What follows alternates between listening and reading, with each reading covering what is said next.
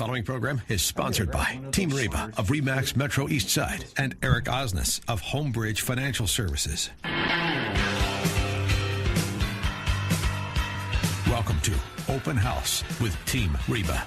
Each week, Team Reba will be bringing you a roundup of real estate and mortgage news, along with information about the local Puget Sound region, highlighting some of the best and brightest entertainment options, family events, neighborhood highlights, and local business interviews, so you can feel right at home in the Pacific Northwest. Welcome once again to Open House with Team Reba. I'm Reba Haas of Team Reba, Remax Metro East Side. And I'm Eric Osnes from Homebridge Financial Home Mortgage. And happy Saturday to you That's once right. again, my friend. Yeah, beginning of the year. Happy New Year. I know. It's been wonderful through the holidays, or at least it was for me. I hope it was for everyone else. You know, this was one of those years where we had the midweek sort of holidays, and I think everybody just kind of took a bunch of time off. At least that's what it was like around my office. You know, yes, it was 100% true, I think, because we had, we've been trying to do like skeleton crews around the holidays and things like all holidays, like whether it's, Labor Day, Memorial Weekend, just so, our staff, because they work hard, give them an opportunity to charge their batteries. Yeah, exactly. Everybody needs to recharge, right? Recharge, reboot, because we've got such busy lives going on in, the Northwest and just in general. And I think they were worried at first that we weren't going to do that. But if anything, everyone got a little bit extra time this year because I was trying to be thoughtful of that and be like, okay, we'll have 2 days off here and you'll have a half day here. And then, it just was nice. Yeah, and everybody loved it. They just absolutely loved it. And now here we go. Yeah, off ready into to 2020, charge you're up. off. Ooh, yes. Off to a busy start already. Yeah, well, so just going to start off with our listeners, too. I know we started talking about this in December. Yeah. But we're starting off, we got leap year this year. And if you want to leap into homeownership, we're doing our Washington State Housing Finance Commission class coming up on Leap Day. That's right. February 29th. That's right. If you want to leap into homeownership, jump onto your web page and info. That was kind of a lame segue. Info at teamreba.com or classes. TeamRebaClasses.com. TeamRebaClasses.com. Clear as mud what you just said there, yes. As usual, precise and to the point. 100%. As always. Yes, like you singing always. Tagalog. Yes. Oh, well, now I got to explain that. No, yeah. you don't, because So, you Reba, sing Norwegian you all were the at time. a holiday party for us, and I think instead of singing my usual Norwegian songs, Teven, Skadu, like that, I was singing Tagalog. Yeah, which I thought was very cool. And I made everybody laugh. Well, but you also butchered it bad. But you also impressed some people, including me, because I had no idea you could even do that. So and I can't. So I credit you immensely that you were up there and just doing it. Just don't ask me to translate it because I'm about maybe 50%. Yeah. So, but I'm giving it the college try. I'll just, you know what? I'll just give you and your brother Lance credit for the fact that embarrassment is not typically a thing you care about. Yeah, so yeah. you just, and I love it because it just means like at that holiday function, it just means that more people are open to being involved because most people are too worried, especially doing karaoke, of getting embarrassed. Right. No, you just got to get over that. Yeah, exactly. There's certain things you can do that will help you get over that. For me, it's a nice Merlot. I don't know what it is for everybody else, but that certainly works for me. Nice. But I got to tell you one other story. On Christmas Day, my niece gave me a year ago a ridiculous outfit, which is a full-size... You mean Sarah? Yes, a full-size... We can say her name. She's been on the show. Green elf jumpsuit, one-piece thing with the elf hat. And I look ridiculous in it. I'm sure you were stunning. I thought I would wear it just to impress little Ben. Ben just turned 3 years old. Nephew. My nephew's son, and he's so cute. Yeah, grandnephew, I guess. So I packed a change of clothes and in the car so I wouldn't have to wear this obnoxious outfit all day long. I got clear up to my brother's house on Camano Island, wearing my elf outfit. Ben was suitably impressed with that. He thought that was pretty awesome. Suitably impressed with your suit, yes. So then I went to change out of that into some regular clothes and realized that the person I had traveled up to Camano Island with ditched them back at my house. On purpose? On purpose. So I was stuck wearing this horrible outfit for the entire day. I love her. Now, I will get her. I will get her back. So, All right. If she's listening, then I guess she's been warned. That's right. That's hilarious. Absolutely. Oh my gosh, I love it. All right. Well, speaking of ridiculousness, how are the rates doing? Are they ridiculous? Or are we doing well? We're Are they doing, well suited? We're doing well. Okay. But we are Explain. We are stuck in a waiting game at Okay. this point. So there are times when domestic economic events affect our rates. The big fear factor is inflation, and good news is usually bad. When the economy is booming, jobs are being created, unemployment is low, that will cause rates to rise. Yeah. The reverse is also true. And our economy is strong. It's much stronger than anyone thought it would be at this point. We're almost 10 years into an economic expansion at this point. However, we have international events that will weigh on the markets, and especially on the stock market. Big one, of course, is Iran. So the bond markets are really, at this point, somewhat in a waiting game, sort of waiting, watching to see what will happen. At this point, our markets have remained flat. We haven't really seen a ton of change. Bonds drive mortgage rates. The bond market will run opposite of the stock market. Sometimes when bad events happen, overseas, we get what's called flight to quality, flight to safety investing, where foreign investors will buy our bonds as the safest haven in the world, which could cause our rates to fall. It's supply and demand. Right. So it hasn't happened quite yet. Bonds are remaining fairly stable. If we see the stock market fall, we'll see rates drop kind of right along with that. But I also caution people, we're not going to see rates go ridiculously low unless we are in a full-on recession. Yeah, because they'd already been close to where we were at the lowest during the housing crisis. Yeah, within 0.5%. Yeah, it would be ridiculous to think like, oh yeah, it's going to get down to 1. No. Like, no, it doesn't. They really won't. And the other reason for that is just the nature of mortgage securities, mortgage-backed securities. Most of your loans, once you sign on your dotted line, the note, the loan behind that is sold to a secondary market. Fannie Mae, Freddie Mac. There's private ones as well. Those become with more and more of those kicking back in. It is, yeah, that's coming back. These are what are called pass-through certificates. So if an investor buys a mortgage-backed security, every month, as the folks in the pool of mortgages make their payments, the investor gets some of their principal and they get their interest. Yep. Well, if a bunch of people refinance, they get principal back early. Right. And they don't like that. Yeah. Because then, how long is this investment going to last? I don't know. What's my interest rate? I don't know. It depends on how long the investment sticks around. Right. As a consequence, you reach a point where rates get low to a level, they just don't really go much lower. So I think we've still got a little bit of room to go down, but it's not going to be like, we're not going to be in the twos or something like that. But in general, what we've been saying for the last several months and what we've been showing, and people can go back to our past shows, as most of them all know, if you want to go re-listen to our shows, we are on podcast. You can find us either on my blog or on podcast on iTunes, Spotify, Stitcher, any of those, Buzzsprout. And you can go and compare these, Absolutely. right? You can go and compare from the shows like what we've talked about, but we have been sub 4 for quite some time That's now. right. But listen to about a year ago, we were pushing 5. Right. And that's why everything picked back up in our market recently. Right. That's right. Yeah, absolutely. So here's where we're at today. The national average for a 30-year fixed-rate mortgage is 3.69%. There you go. 15-year fixed rates are about 3.34%. FHA and VA are sitting around 3.33%. Nice. And jumbo loans, which anything above right around $752,000 right now, we're sitting around 3.78%. They're fantastic. Phenomenal. They really are right now. So the jumbos are sub 4 also, Yeah, right? they sure, solidly. Because they were at like 4.5 last year at least. That's absolutely right. So that's a phenomenal savings for people. So if you're out looking right now, be cognizant of what's happening. Be aware that these are great rates. They're not to be guaranteed over the next. Because I still have people. This is what's killing me. I have people who keep saying, "Oh, I'm watching prices drop." I'm like, no, you're not. We have shown time and time again, prices are still increasing here. That's right. It's whether or not a seller overshot their asking price, because we still have the seller fallacy of like, I can ask for this like uniquely high price and get it, and no, you can't.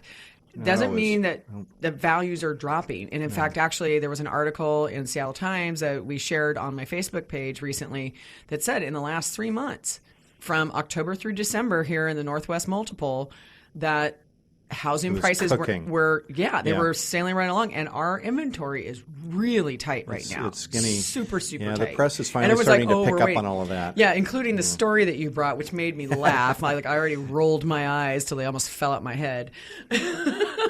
Tell our listeners what this article is that you brought this in. is a sort of a late to the game article that just came out saying some of the hottest new neighborhoods are Burien and White Center. Oh, really? Huh. Oh, Jeez. I hadn't Yeah. noticed. Huh? Yeah, not for about 5 years, right? Well, and you know the thing that I said as soon as you handed this article, like even our guest heard me say this, I was like, you know what? What it means is that whoever wrote this article had a friend who moved to these areas that they would never normally go to and went, "Oh, it's really nice down here." I know. I had no idea because I've been talking for years to people who can't afford, Maine, Seattle. Right. What about Burien? And they're like, Right. Huh? Isn't no. that by the airport? Where is that? Yeah, well, Right. or they're like, ew. And I'm I like, got to tell you, you don't even know what you're talking if you about. haven't been to Burien lately, go to 152nd Street and take a cruise. just walk or take a cruise Yeah. and look at all the restaurants, All the the way watering down. holes. Oh, there's all some the way down past Ambon Yeah, because there's like the Old Town Old- area Old is Burien. so adorable. There's some of my favorite restaurants and one of my favorite little tiny theaters Yeah, that you can yeah. have cocktails at. Tin the Tin Room, Room. yeah. I mean, love that place. Yeah, yeah. Smarty Pants actually put a secondary location there.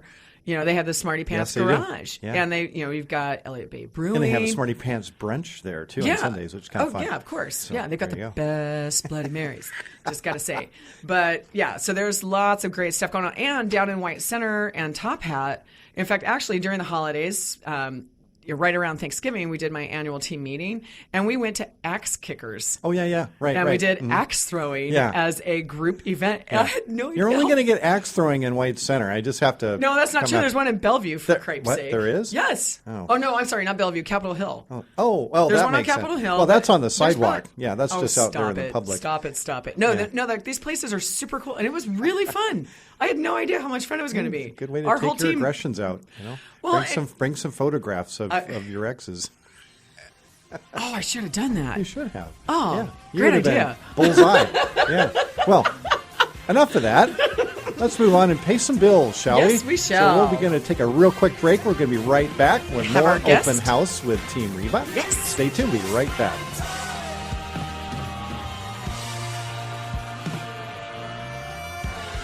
Open House with Team Reba on AM 1590. The Answer.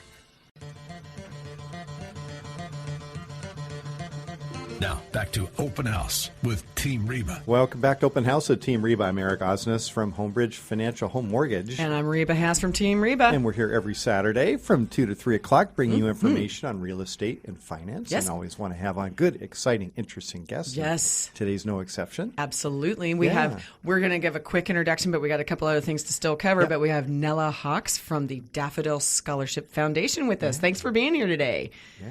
Pleasure to be here. Yeah, You have absolutely. to talk, not yes. nod. Yes, it's not a visual That's format right. here. Yeah, that's but right. but I will tell you, we're very excited to have you. I can't wait to talk about the programming.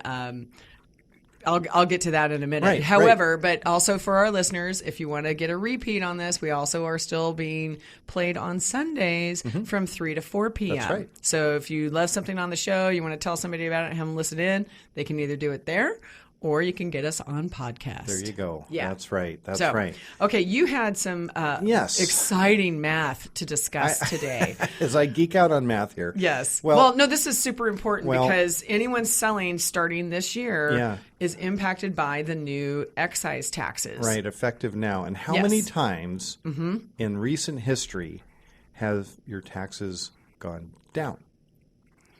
So Not often, not that however. often. Yeah, not often. Now, it depends on who you are. It does. So Whether or not this happens. Well, And I that's- also want to point out, if we're going to mention excise taxes, also pay attention to what county you're in because there was an increase, I believe, a Mm-hmm. year ago. San Juan County added 0.5% to their excise. So Right. that, I don't know if that won't be right, in I'm any going of to give these you calculations. some of the generic numbers here. We're going to but- talk about the general ones. Right, but this is why this is where the math comes Yeah, in. yeah. So what happened out, was Betty. up until January 1st, Mm-hmm. excise tax was 1.78% total on Yeah.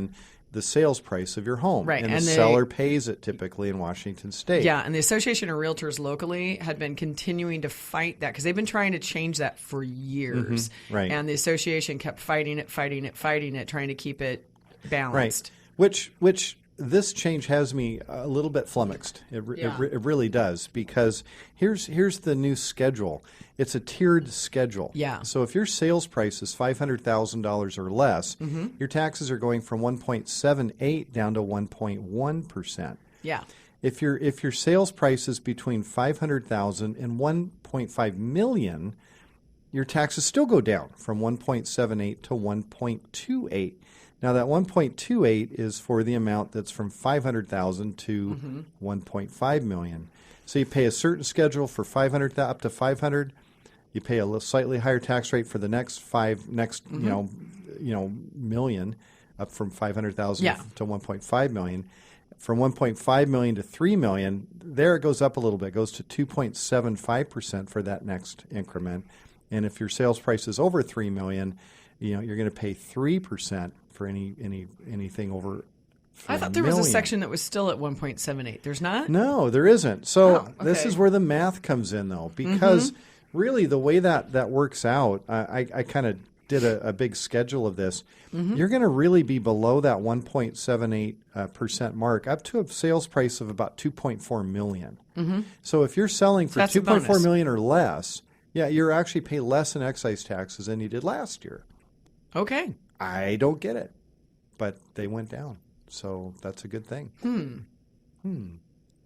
Where does that money go? Guess where it goes. Goes into in the general fund. Yeah, which That's also right. is what primarily pays for our education. It does, yeah, and a bunch of other stuff. So anyway, but I just wanted Well, about to point half the that general out. fund is education. So Right. Yeah. So if you are thinking about selling, you could realize a fairly significant savings, based on this new schedule. I want to. Well, okay, that's your math. There you go. There's my math. This is the math you're doing. But I want to see what. Let me see that. Oh, sure. Because I had a different one. Really, I could have sworn there was one that was 1.78 still. Okay. Yeah, and if anybody's really interested in nerding out on that, I have a real fancy Excel, calculator where you can calculate your own individual excise tax bill. You know what? This may have changed. There may have been a initial one being discussed that wasn't final, because we had been looking at this could be. in the Realtors Association before, and this might have been the final. There were a few things. Okay, yeah, because I know they were messing around with it. Okay. Circulating around. All right, gotcha. Right. All right, so you were going to read that to give people an idea. Right. Are you going to give what's going to happen to the examples? person? Yeah, why not? Sure. If you can Let me just pull out my trusty HP 12C. Oh, I here. thought you already had some preset. Oh, no, I do. Never mind. I do. So if you, for instance, if you sell a home for, let's say, $600,000, you're going to pay 1.13% in excise taxes, $6,700. You sold a home for $1 million, you're going to pay 1.19%, about $11,900. And the difference is, like on that $1 million sale price, before you would have paid $17,800. So it's a big difference. I wonder if because the valuations here, because since April 2012, our housing prices have been growing 8 to 14% a year. They may have made that adjustment because the housing prices have gotten to where they are, and there's no expectation of them going down anytime soon. Right. So they may have just thought, let's have like a baseline of what we can already budget from. Right. And then, entirely possible. Right. So, entirely based on possible. what the assessor values are across the state. But you know the stats. I mean, how many homes do you see out there that are selling for over $3 million at this point? It's a very minor not that portion of many. the market. No, it's not that It's a many. minor portion. Yeah. Our sweet spot is still going to be in that, 600 But it's to... also the people over $3 million are the people who can afford to pay it the most. And that's the thing that people have struggled with, is sometimes people selling these houses that are now valued at $500,000, many times are people who've been in that home for 30 or 40 years, and they have to retire on those funds. And we all live longer, so being able to maximize that is, beneficial. Right, absolutely. So, okay. Yeah. So, all right. Did you want to get to the WIDA thing, or do we want to? Let's skip WIDA and move on to Daffodil. Okay, because we can talk about WIDA next week. Sure.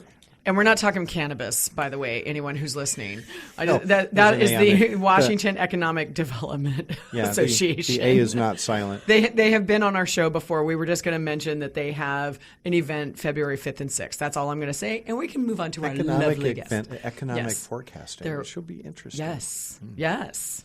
Yeah, Maybe I should try and put that on my calendar. Okay. Yeah. All right. So on to our wonderful guest. So Yeah. Nella Hawks with the Daffodil Scholarship Foundation. You're the president of the organization, correct? That's correct. Yes. Thank you again for being here. Thank you for having me. Yeah, absolutely thrilled to have you here. So I'm just going to give our listeners a little bit of background, like how you and I kind of came into contact with each other.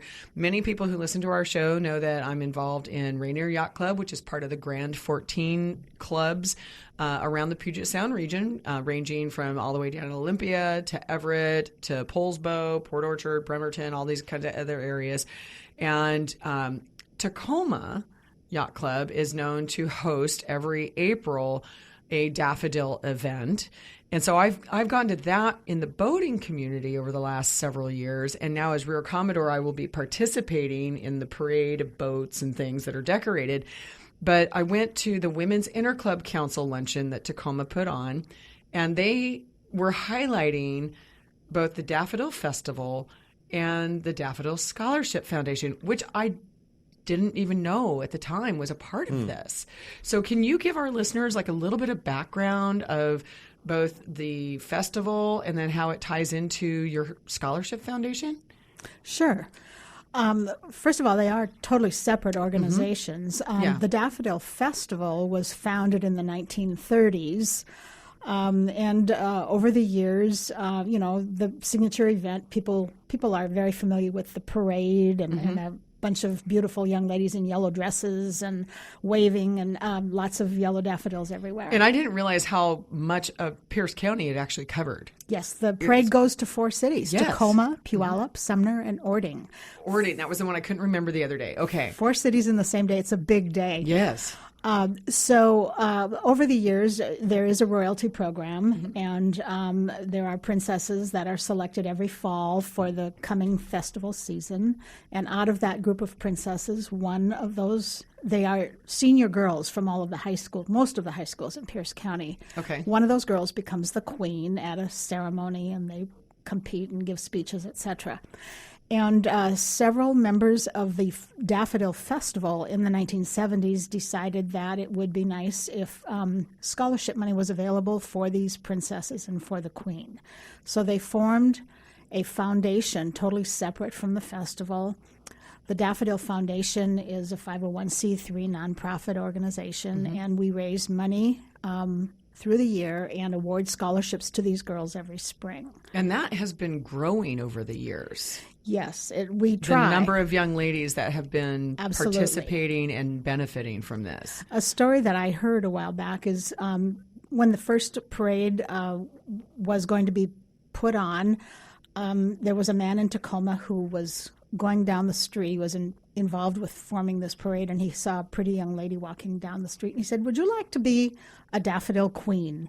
And she was, it turns out that she was a married lady with little kids. But Did she punch him?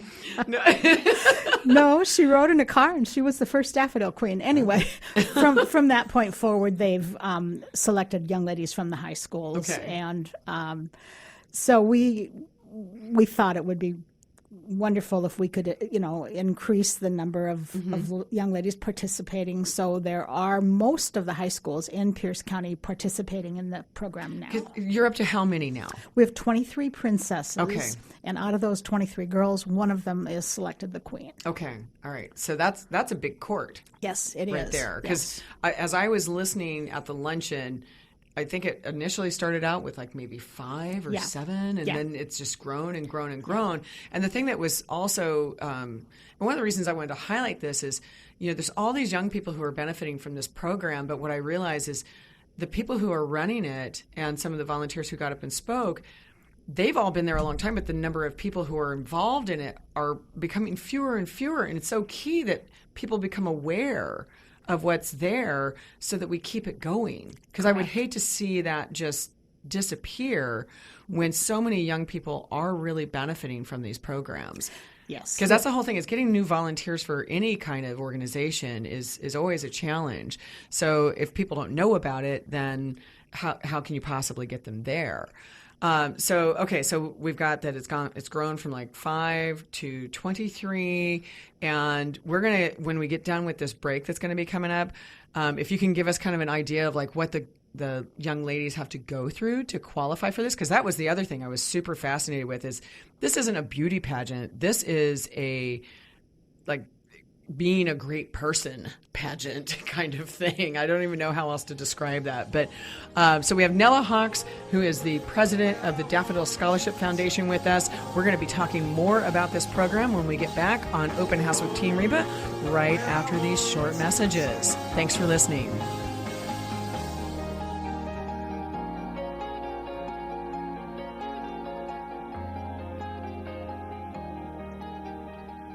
Open House with Team Reba on AM 1590. The Answer. Now, back to Open House with Team Reba. Welcome back to Open House with Team Reba. This is Reba Hess from Team Reba, Remax Metro East Side. And Eric Osnes from Homebridge Financial Home Mortgage. Welcome back indeed. Yes, and we have with us Nella Hawks, the president of the Daffodil Scholarship Foundation. Thank you once again for being here. Thank you for having me. Yeah, so before we went on the break, we were just starting to get into that this is a program where currently 23 young ladies get to benefit from the Scholarship Foundation. But can you tell our listeners, like, what's involved for them? Like, how do they engage in this and then qualify? Well, as I said, there is one senior girl from most of the high schools in Pierce County, and shortly after the school year starts, the school will start letting the senior girls know that there is a program coming up that they can participate in if they'd like to. And well, the first program would be a selection of the princess from that school. Okay. And there are guidelines. I believe the minimum GPA would be 3.3%. Okay. I'm not sure if that's changed at all. Okay. But each school is responsible for selecting their own princess. So they will have a program, and they will recruit some people from the community to be the judges. Okay. And there's a So the program. community is very engaged in this. Yes, right. That's fantastic. I love it. And each girl that is wanting to become a princess will give a speech talking about her community and school involvement. And there's a theme to the festival each year, and she will try to build upon that theme. But anyway, the girls are judged by their performance, by their school activities, not at all by their appearance, by how they spoke, and so that's how each school selects their princess. Right. So it's skill building throughout all of this. Yes. So it's showing that they're involved in their education, that they're motivated, that they can be creative as well as persuasive, right? Because that's something that's always very important when you're involved in business over the long term and any ongoing, schooling, of course, right? So, so they all come in, and then how is the queen then chosen out of the ones that the schools have then helped pick as representatives? Well, the royal court, the whole court becomes final in the fall. Usually by the end of November, all the schools have had their selection, and we have a court of princess candidates. Okay. And then in February, there is an event which the festival sponsors called the Promenade. And at that event, each girl receives her tiara and her sash, and she becomes an official princess of the Daffodil Festival. Okay, so that's coming up. So Yes. we're here in January 2020, so that's going to be next month. That's correct. Okay. Yes. So are there judges, or what's the selection process to pick the ultimate queen? Yeah. Well, after the promenade, then they get really busy with public appearances, and they do a lot of, community service type work. Okay. And then there's a selection at the end of March, and that is the Queen's coronation. And that's another night where the girls will all give a speech, and there's judges that are rating each of the girls, and there's about 3 pages of criteria that they're judging them on. Okay. And the girl with the highest score becomes the queen. Oh, excellent. Now, and part of that, I know you said that they're doing a lot of public events, but they also do a lot of volunteer work, correct? Yes. So, because that was one of the things at that luncheon that really blew me away was they mentioned that in 1 year, typically the number of young ladies involved in this will give 7,000 hours or so. Yeah, I don't have those numbers. That's what I remember them saying at the event. Mm. And the whole room, I mean, we had I don't know, several hundred women in that room, and it was like a gasp, like, oh my God. Like everyone was really impressed. Yeah, really impressed. They're very busy, and I know that just a few weeks ago, right before Christmas, the new girls who aren't officially princesses yet, but they were volunteering at the mall, I believe in Tacoma, and they were helping the Salvation Army raise money by wrapping gifts at the mall. Fantastic. Yeah, so they've already started to reach out and do some community service. This is such a great opportunity, for these girls as well, because in high school now you have this requirement that you do some type of a civic project. And would this count towards that, I imagine? I imagine, yeah. Okay. Yeah. Well, and the other thing I also really loved about what they were showing over the course of time that this has been happening is also the diversity, right? It's not that it's just the number of schools, but they were mentioning that for the number of positions that there's young ladies from all different kinds of backgrounds, and they said that there were multiple languages spoken among everyone who was involved in the court, and I love that, because you get the families, you get locals, you get folks who've come from other areas, and they're getting so involved in this really wonderful local event that's very, very unique. Yes. It's extremely unique, and I mean, I was just saddened only for myself that I didn't really recognize that that's what it was even earlier, right? It's like, for me, it was just like, oh, it's a fun event down at Tacoma, do whatever. And then suddenly I'm like, this is actually really dang cool.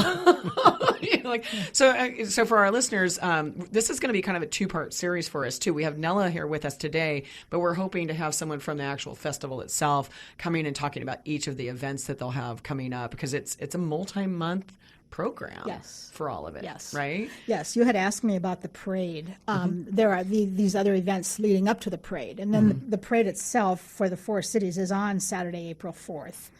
And then after that is the Yacht Club parade that you're involved in, and there's also a junior parade in the Proctor District in Tacoma for kids only to participate. Oh, I didn't know that. Oh, yeah. the Proctor District is so cute, yes, too. It is. Oh, my gosh, I love it down there. Right.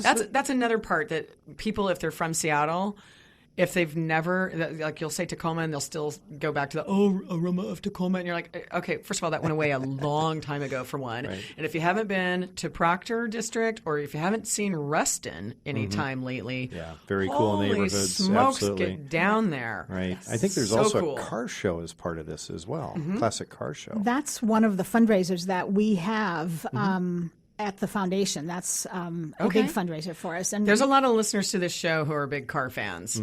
Yeah. And I know, I don't know if I think it was last year's at Griot's Garage in Tacoma. Would it be at the same place this year? It is going to be at Griot's Garage on Sunday, August 16th, all day. And if they're interested, I'm not sure how much information is on our website yet, but daffodilscholarship.org is our website, and there will be information on there about registering if you want to register a car. Okay. Excellent. Well, I'm just going to put in a quick plug here. If you're a car buff and you haven't been to Griot's Garage, it's worth a trip. It is a amazing, really, really cool facility. It's the old Coca-Cola bottling plant in Tacoma that's been converted into this museum for cars, as well as all the Griot products if you own classic cars and things. Wait, is that cool-looking one that's near the stadium? On 53rd? It's on 53rd. It's on 38th Street. Oh, 38th. Yeah. I'm sorry, yeah. Okay. So is that the one you could see from I-5? No, I can't. You can't see it from I-5. All right, that's something else. It's not too far from Tacoma Mall. Okay. And just a really, really cool facility. Oh, wow. Definitely worth a trip up there. Yeah, I'm looking. They've got some things on here saying, August 25th. And there is information on there. And so if you go to the daffodilscholarship.org. Got it. Correct. Right. Okay. Excellent. So and let's talk about that, because you have a fundraiser coming up as well, don't you? A luncheon? Yes, we do have a scholarship luncheon every year. It will be Sunday, March 28th. Yes, that's Saturday, March 28th. Okay. Yep. Saturday, yes. And we at that luncheon, we award the scholarships to the girls. Okay.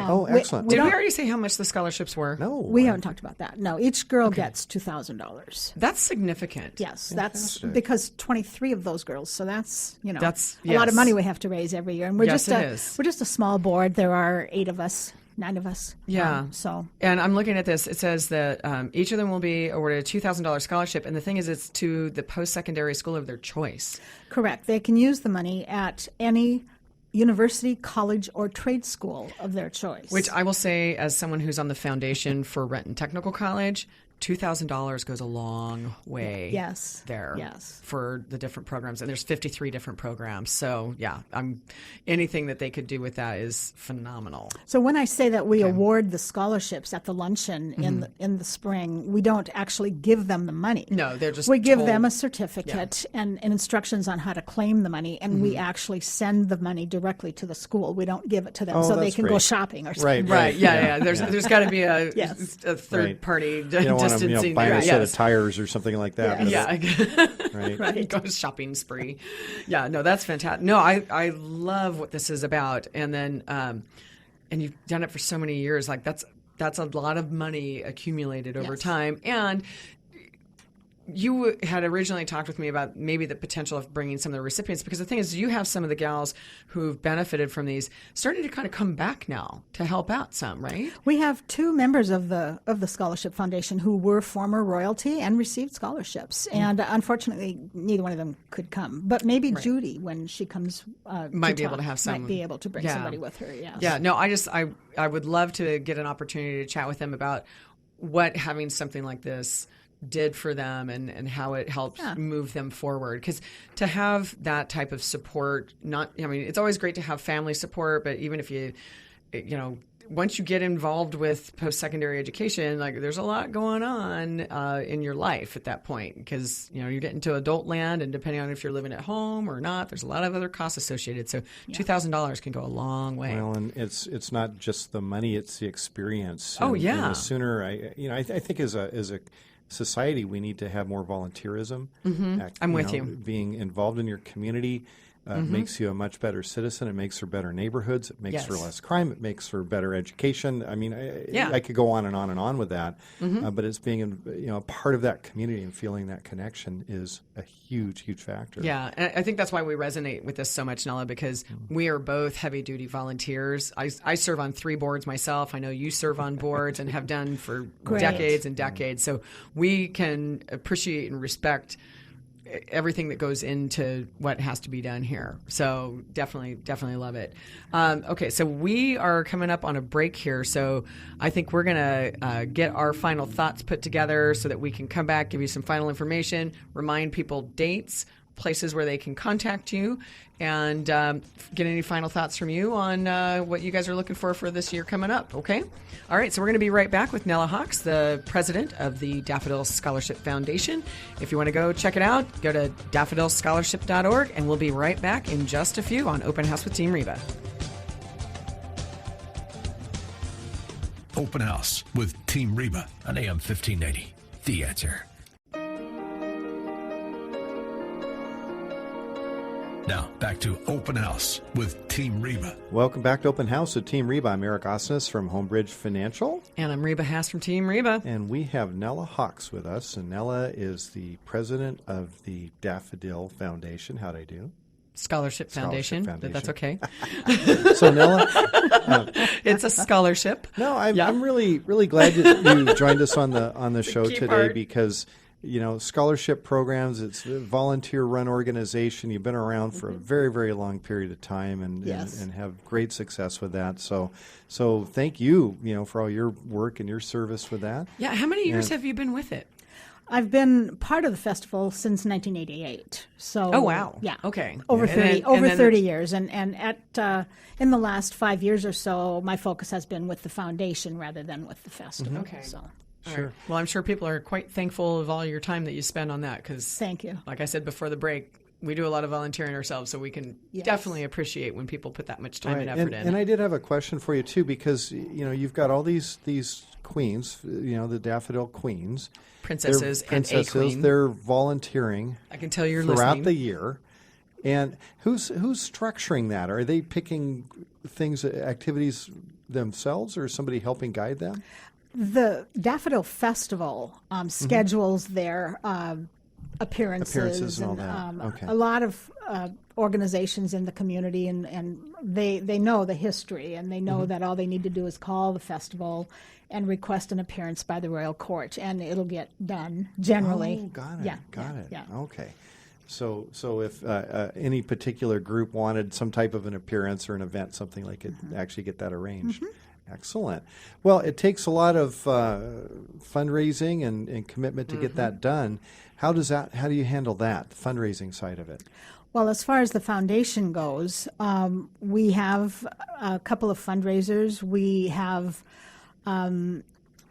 donations that come in from individuals out in the community, from businesses, and we solicit people who have donated in the past. And at this point, we have quite a list of people who are willing to contribute money. They can go, anybody that wants to send funds to support the scholarships can go on to daffodilfestival.org, and there is on there a form that you can fill out to donate money right through the website. So through the festival as well as the scholarship. I don't know about the festival, but this is you said festival. Did I? Okay. Yeah, so daffodilscholarship.org. Yes. There is a button that says donate. You can get on there, and I'm looking at it right now. There's a very simple form to fill out. And then I'm sure people get their receipts so that they can use it for their tax time when they get their tax write-offs and all that kind of good stuff. So, I mean, listeners, basically the point is if you are in support of education and you want to help young people who clearly are doing all the right things to really set themselves up for success. And the way I look at it is, I never got the opportunity to have kids, but I do a lot around education, and it's because I do know that we need to always have a good, well-educated workforce and next set of generation of people who are going to be, bringing along the generations after them. And, anytime you have an opportunity to help somebody get a leg up in that arena, I mean, why not? I'm doing some of my own estate planning right now, and I'm setting up who I'm going to be, and some of them are educational organizations with scholarships involved. And it's because I may not know the people, but the thing is we talk about this on the show all the time. It's about a community coming together to keep a community strong and developed. And it's good economies and people that are here that make this such a wonderful place to live. Right? That's right. I wanted to also point out that any money that is donated to the foundation is fully tax deductible. We are a 501c3. We have very, very minimal expenses. So almost 100% of the money that you would donate goes towards scholarships. Yeah, and that's something that a lot of people are really, really scrutinizing nowadays. Yes. That's really rare. Yeah. It's really rare to see any nonprofit that can donate the majority of the funds towards the actual purpose of the nonprofit. So that's awesome. We have no paid staff. We all donate our time and a lot of our resources. So yes, it's money that's, if you're donating money for scholarships, that's where the money's going. That's excellent. Yeah. Well, just for you gave this to us just as an anecdote before we got on here. One of the things I actually kind of enjoyed was that you mentioned a past life for you was as what's called an LPO, or licensed limited practice officer. Pardon me. Right. And to me, so that means basically escrow, correct, right, in the real estate industry. And I have a bunch of friends of mine who are also, past LPOs as well, and some of them paralegals. And frankly, I love hanging out with people like that because usually they're just as nerdy as I am. They're really tight about the details, and so it's like it makes life so much better when you can count on someone like that. Yeah, if you want to mess with them, give them something to do and say, "I need that done in about 3 minutes." Can you? That's the life of an LPO. We are used to that. Yes. Yeah, absolutely. Well, that probably makes you very well suited to doing something like this. Yeah, but right. it also means you're really watching the accounting, right? I mean, I feel like anyone who has to have worked in an industry like ours, they're really paying super close attention because we joke on this show all the time. We were mentioning it before we got on air. The whole thing around TRID, which is, we always joke the reason I drink, but the Truth in Lending Act, Real Estate Settlement Procedures Act, integrated disclosures, like the LPOs of the world are the ones who have to really deal with that. And it's very strict. And there's a whole lot of, obligations and requirements around that. So Yes. I look at people who are that detail oriented and you put them in another capacity. I'm like, that's the people I want to hang out with and support because I know that they're taking those same skills here. Absolutely. know. Absolutely. So big fan of it. Oh, that's great. Okay, Well, so let's make sure we give some of those dates of those events and such again because we're getting close to the end of our time, and I want to make sure we get all of those back out there because we talked about quite a few. So we have the luncheon that's coming up.